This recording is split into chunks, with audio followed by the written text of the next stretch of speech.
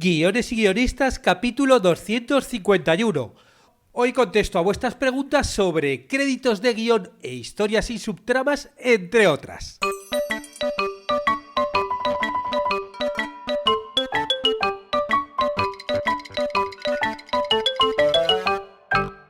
Buenos días a todos, bienvenidos a Guiones y Guionistas, el podcast con el que todos podemos aprender a hacer guiones y en el que el guionista es el rey y la guionista la reina. Cada semana salimos al aire con 2 programas en los que vemos un nuevo elemento, técnica o herramienta para que sepáis más del acreditado mundo de los guionistas y el histórico arte de los guiones.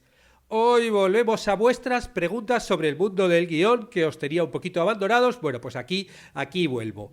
Y en este caso voy a atender a una duda sobre los créditos de guión, sobre todo en adaptaciones, y otra sobre historias sin subtramas, entre otras cuestiones, porque va a haber alguna más. Ya sabéis que podéis enviarme todas vuestras preguntas y dudas sobre el mundo del guión, que yo las comentaré una vez al mes. Y podéis enviármela por cualquiera de los medios que se os ocurran. Por la web, por Facebook, por Twitter, por Instagram, unas notitas por debajo de la puerta de mi casa. Bueno, como queráis que me hagáis las preguntas, que yo os las contestaré. Pero bueno, y antes os recuerdo que en cursosdeguion.com tenéis todo lo necesario para escribir vuestras propias historias y los que queráis, incluso para convertiros en guionistas. Tenemos cursos para aprender a hacer guión de cortometrajes o de largometrajes, de series, de documentales, de ficción, de cómic, de animación, de videojuegos hemos empezado. Bueno, ya tenemos 40 cursos a día de hoy porque hoy está empezando un curso nuevo, un curso que se llama Logline para la venta y en el que vamos a ver los pasos que tenemos que seguir para escribir una logline que esté pensada para vender la idea y la película. El logline, como ya sabéis, es una de las etapas de desarrollo de una historia que nos sirven a los guionistas, pues eso, para desarrollar la historia, pero también es una herramienta de venta, porque nosotros como guionistas vamos a utilizar el logline para vender nuestra idea al productor, luego el productor la va a usar para vender esa historia a las fuentes de financiación, a los distribuidores, luego los distribuidores la van a usar para conseguir exhibidores y bueno, y al final todos lo vamos a utilizar para vender la película al público, con lo cual es fundamental que nuestra logline tenga los elementos necesarios para que venda. Y en eso se va a encargar este curso que tiene 5 clases. Y el sábado continuamos con el curso de escribir como maestros. Si en las clases anteriores analizábamos los cursos, los diálogos de Tarantino y el suspense de Hitchcock, en esta vamos a ver los personajes de Aaron Sorkin. Aaron Sorkin, que es uno de los guionistas más premiados de la actualidad y más geniales. A mí por lo menos me encanta muchísimo. Tanto como hace películas como cuando hace series, ¿no? De hecho, a mí la serie Estudio 60, vamos, mítica, todavía la recuerdo, me encantó. Y ahora sí, nos vamos con vuestras preguntas. La primera pregunta me llegó desde Facebook y es de Ivano. Y dice así: hola, soy un estudiante de doctorado y estudio la adaptación de obras literarias en películas. Tengo una pregunta a la que no puedo encontrar respuesta. ¿Es obligatorio mencionar en los títulos de la película si la obra se basa sobre una novela? Me refiero a casos en que se leen cosas como inspirado a, basado a, gracias. Bueno, como ya le contesté a Ivano, realmente no conozco, no soy experto en legislación y no sé si hay una legislación que obligue a poner los créditos de una película. O sea, no sé realmente en qué se basa cuando pones algo y cuándo no. Pero sí que he estado reflexionando sobre el tema de los derechos, más sobre todo nosotros como guionistas, ¿no? El tema de aparecer en los títulos de crédito. Y claro, toda reflexión te lleva a lo que son los derechos de autor. Y los derechos de autor, ¿no? Lo que es la propiedad intelectual, son los derechos que a nosotros nos corresponden respecto a las obras y las prestaciones que se surgen de la creación de esas obras. Y hay 2 tipos de derechos. Bueno, todo esto lo vemos en el curso de registro de guión, con lo cual los que estáis suscritos a la plataforma, podéis ahí indagar un poquito más. El caso es que tenemos 2 tipos de derechos. Por un lado están los derechos morales y por otro los derechos patrimoniales. Los derechos patrimoniales son los derechos de explotación de la obra, ¿no? Que son, bueno, básicamente es como que tú puedes autorizar o no a que se exhiba una obra tuya y a exigir sobre todo una retribución, ¿no? A cambio de autorizar que te dejen hacer una obra o no. Con lo cual, esto sería una de las caras del tema de eso, de que yo escribo, por ejemplo, una obra, la novela, escribo una novela o una obra de teatro, lo que sea, y alguien la va a adaptar, ¿no? Respondiendo un poquito a la pregunta de Ivano, claro, si esa obra genera derechos, es decir, que todavía no está en dominio público, bueno, pues entonces yo voy a necesitar llegar a un acuerdo con la persona que a lo mejor está viva o han pasado menos de 50 o 70 años, con lo cual esa persona que ha hecho la novela o la obra de teatro, yo voy a necesitar su permiso para poder adaptarla. Es así, ¿no? Si no tengo su permiso, bueno, pues me puede denunciar. Y ese permiso normalmente suele venir acompañado de una retribución económica. Vale, yo te dejo adaptar esta obra a cambio de tanto dinero. Existe la posibilidad de que de repente pues le convenza o lo que sea, decir, vale, te cedo los derechos sin necesidad de pagarte nada. Bueno, pues entonces ahí no cobrarías, ¿no? Pero bueno, los derechos patrimoniales quieren decir que yo, como autor de la obra original, de esa novela que se puede adaptar, puedo decidir si doy derechos para esa adaptación o no y cuánto quiero cobrar. Esos serían los derechos patrimoniales. Pero, volviendo a la pregunta de Ivano, yo creo que aparecer en los créditos de la película tiene que ver con los otros tipos de derechos, que son los derechos morales. Los derechos morales son derechos claro, que están relacionados con la autoría de la obra y que son irrenunciables. Tú no puedes renunciar a esos derechos. No, ningún productor te puede hacer firmar, decir, vale, tú renuncias a estos derechos y, por ejemplo, ya con esto no vas a salir en los títulos de crédito. Y este tipo de derechos nos acompañan durante toda nuestra vida y después pues pasan a nuestros herederos. Y claro, uno de estos derechos es el derecho al reconocimiento de la condición de autor de la obra. Con lo cual, yo como autor de esa novela o obra de teatro, pues tengo el derecho a que se reconozca que esa obra ha sido basada en mi obra. ¿Qué quiere decir eso? Que si luego tú no me pones en los créditos y, por ejemplo, quitando de lado los derechos patrimoniales, yo, vale, venga, te cedo los derechos patrimoniales por tanto dinero o gratis o lo que sea. Bueno, yo como autor también tengo derecho a que me reconozcas como autor de esa novela que luego tú has adaptado. Si tú no me pones en los títulos de crédito, yo podría demandarte por derechos morales. Decir, vale, yo te he cedido los derechos de explotación y tú no me has dado crédito, o sea, no me has hecho esa especie de publicidad, esa especie de firmar la obra respecto a la novela u obra original. Con lo cual estás infringiendo mis derechos morales y yo te podría denunciar. Yo te podría denunciar para defender mis derechos morales, ya que estás basándote en mi obra y no lo estás haciendo público. Otra cosa es que el típico inspirado por, ¿no?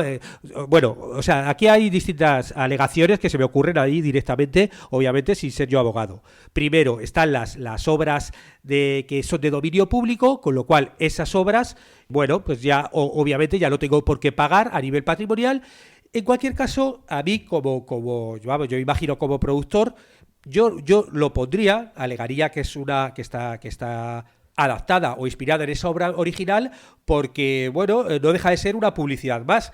Todas las personas a las que le haya gustado esa obra original, pues realmente van a poder a lo mejor ver tu nueva obra. Con lo cual, bueno, yo creo que a nivel comercial es conveniente anunciar y publicitar que está basado en otras obras. Y por otro lado también habría que hablar del nivel de adaptación de la obra. O sea, si está levemente inspirado o está realmente adaptado. Claro, yo creo que cuando es una adaptación literal, yo creo que hay poca discusión. Hay que ponerlo sí o sí, y si no, esos autores o sus descendientes pueden demandarte por no hacerlo. Otra cosa es que sea levemente inspirado, ¿no? O sea, a mí me parece normal que, yo que sé, que viendo El Rey León no ponga que está inspirado en Hamlet, aunque hay ciertos elementos comunes. ¿Por qué? Bueno, pues obviamente todos cuando hacemos obras nos inspiramos consciente o inconscientemente en muchísimas obras anteriores.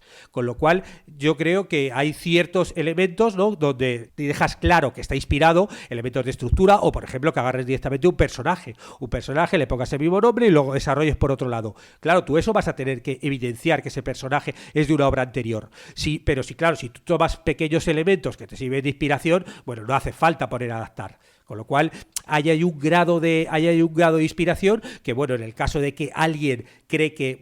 Claro, otro elemento sería el plagio, que esto ya es otro elemento, ¿no? Eso ya es otro elemento que claro, si yo dejo mi novela a alguien y que se la lea, o no lo dejo, sino simplemente ya está publicada, y luego yo veo en la siguiente obra suficientemente de detalles, de estructura, de personajes, donde yo puedo demostrar que eso está inspirado en mí, claro, ahí puedo denunciarlo, no solo por los créditos, sino porque si no me han perdido permiso por los derechos patrimoniales también, con lo cual puedo pedir una remuneración como se hace muchas veces, ¿no? Con lo cual, contestando ya a Ivano, sin tener la legislación en la mano, ¿no? Que también luego depende un poco de cada país, porque aunque hay derechos que son universales, hay otros que dependen un poco de la legislación de cada país, sí que te diría que si tú adaptas una novela, por derecho moral deberías estar obligado a ponerlo en los títulos de crédito de tu película, independientemente de que por derecho patrimonial has tenido que adquirir los derechos de esa novela a cambio de una remuneración o no. Eso ya depende del dueño de los derechos. Y en el caso que ya sea de dominio público y no existan esos derechos,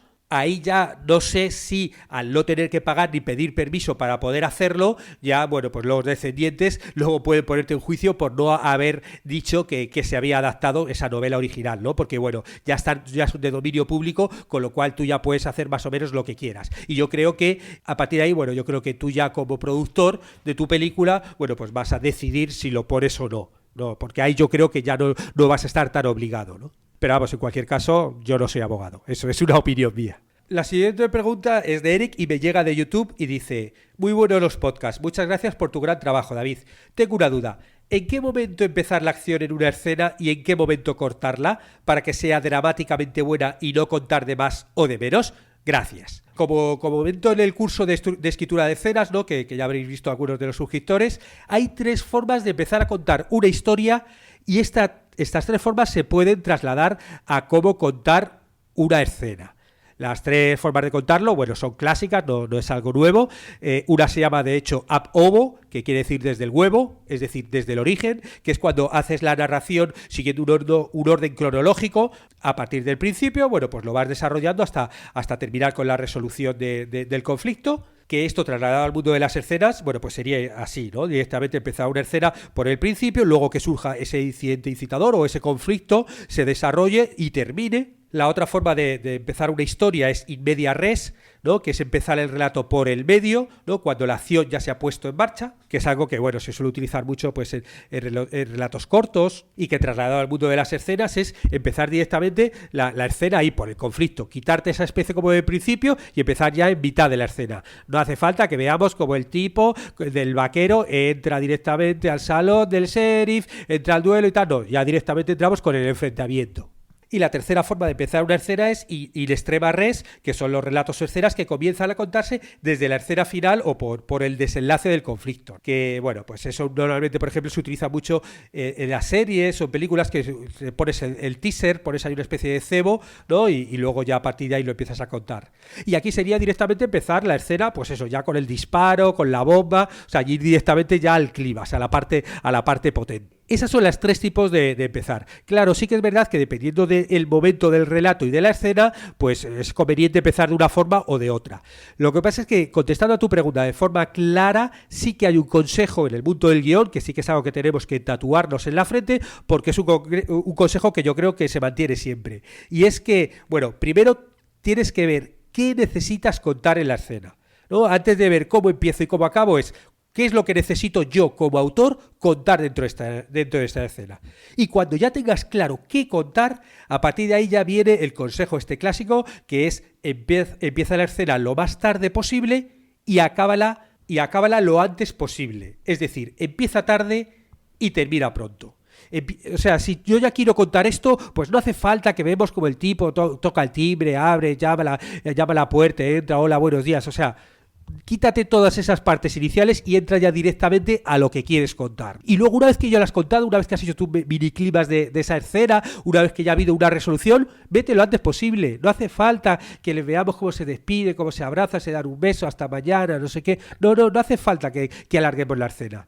Empieza lo más tarde posible y acábala antes. Este sería una especie como de consejo genérico. Y nos vamos a la tercera pregunta, que es de Francisco Yélamos, y que dice, bueno, Francisco Yélamos, por cierto, enhorabuena, porque es el segundo ganador del premio de guión con Monstruos Ocultos, ¿no? Votado por vosotros y vosotras, ¿no? Como, bueno, pues nada, enhorabuena, Francisco. que es un miembro muy activo de la comunidad y siempre me envía muchas preguntas. Muchas gracias por ello. Bueno, os leo. Hola David, ¿qué tal todo? Espero que bien. Pues sí, muy bien. En esta ocasión quería preguntarte sobre algo que he leído en el guión de Robert McKee, concretamente página 270. Es sobre el diseño de actos. Decía algo así, como que cuando una historia no tiene subtramas, la estructura debe cambiar y transformarse en una estructura de 4 o hasta 8 actos. No sabría qué preguntarte en concreto, pero me gustaría mucho que hicieses un podcast sobre el tema, ya que es algo que he oído muchas veces, pero pocos autores hablan de ello. ¿Por qué? ¿Realmente se puede contar una historia de largometrajes y subtramas? Gracias por adelanto, compañero. Bueno, te reitero, gracias a ti, Francisco, por la pregunta. Bueno, yo aquí, ante esta pregunta, te haría otra repregunta. O sea, tú me preguntas que ¿realmente se puede contar una historia de largometrajes y subtramas? Claro, yo te diría, ¿por qué narrar una historia de largometrajes y subtramas? O sea, ¿por qué prescindir de las subtramas? O sea, realmente las subtramas dentro de un largometraje aportan muchísimo. Hay subtramas que son temáticas y bueno, no tienen que ver a lo mejor con los personajes protagonistas, pero sí te dan otra visión, otro punto de vista sobre el tema de que estás hablando de la obra. Otras subtramas lo que te hacen es desarrollar la relación entre el personaje principal y otros personajes secundarios.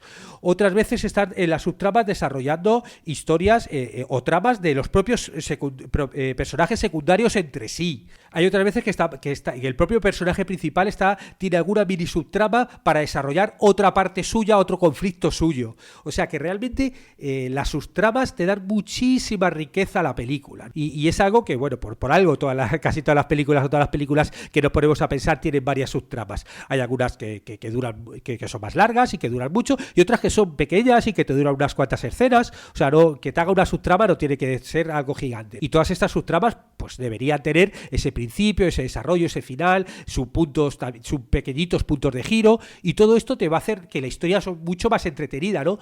Pero claro, contestando a tu pregunta, yo creo que sí se podría contar una historia de largometrajes y subtramas y yo qué sé, porque no sé, al fin y al cabo, igual que han hecho una película de 5 horas de David Beckham durmiendo, bueno, pues sí se podría hacer. Y esa reflexión que comentas de McKee, ¿no? De tener que hacer un punto de giro, ¿no? Un punto de giro importante al final de cada acto en 8 actos, se podría hacer. Lo que pasa es que el problema que hay es que el tema de los puntos de giro, el propio Robert McKee dice en su libro, el guión, que bueno, yo la verdad es que es un libro que lo leí en su momento y ahora lo voy releyendo muchas veces para hacer podcast o para los cursos, y la verdad es que cada vez lo encuentro más cosas, ¿no? Cada vez me doy cuenta que es más bueno, ¿no? Y nada, McKee te dice que claro, que realmente en una película solamente, o sea, como puntos de giro gordos, puntos importantes de la trama, de estos de vida o muerte, ¿no? De estos que te cambian tal, realmente solamente puede haber tipo 4 por una película de hora y media. Que él dice que son, pues eso, el detonante, el principio incitador, el primer punto de giro al final del primer acto, el segundo punto de giro al final del segundo acto, y luego pues el clímax, ¿no? Y esto sería como los puntos gordos. Eso no quiere decir que tú cada 15 minutos tengas que hacer un plot point. O sea, lo normal, ¿no? Si hablas, por ejemplo, de una estructura en 8 actos, pues lo normal es que cada 15 minutos pues estés haciendo algún girito, ya sea más grande o más pequeño. Alguno va a ser muy gordos, como estos 4 puntos gordos que nos dice Robert McKee, y otros serán puntitos de giro, ¿no? Plot point que te hacen que la trama, bueno, pues eso que te lo hagan más interesante. Pero claro, si tú en una película pones 8 plot points súper importantes, ¿no? De estos gordos de a vida o muerte, llega un momento que el espectador se va a aburrir, que el espectador ya sabe que, bueno, pues que cada 15 minutos va a haber un momento súper dramático y que ese momento, pero se va a acostumbrar a eso. Se va a acostumbrar eso, como que se va a reiterar que cada cierto tiempo, cada poquito minuto va a haber un punto muy gordo, un giro muy gordo en la trama, ¿no? Y entonces, pues tampoco lo va a hacer entretenido. Con lo cual, aunque tú puedas hacer un largometraje sin subtramas, yo creo que va a ser un largometraje mucho más aburrido, porque va a ser mucho más lineal. Va a tener menos capas, ¿no? Porque realmente lo interesante de los largometrajes, cuando tienen varias capas de lectura, varias historias por ahí paralelas, o sea, todo eso está enriqueciendo la historia. Y luego, para mantener ese interés al que te ayudan el otro tipo de tramas, si solamente hace una, vas a tener que incrementar este tipo de plot point, como darles más potencia, y va a llegar un momento que va a ser rutinario y no va a ser entretenido. Con lo cual, aunque yo creo que si lo ponemos tipo ejercicio, a lo mejor se podría contar algún largometraje sin subtramas. Así ahora a la cabeza no me viene ningún ejemplo de película, habría que buscarlo. Sí que te digo que vamos, que yo no lo haría, que es absurdo. O sea, que es mucho mejor meter subtramas, con lo cual yo pondría subtramas, aunque encuentre la forma de no ponerlas. Porque al fin y al cabo es como puede haber un árbol sin ramas solamente con el tronco, pues probablemente sí, ¿no? Tú ves un árbol que es un palo para arriba, ¿no? Un tronco para arriba, ¿no? Y con una única rama, ¿no? Pues no sé si hay árboles así.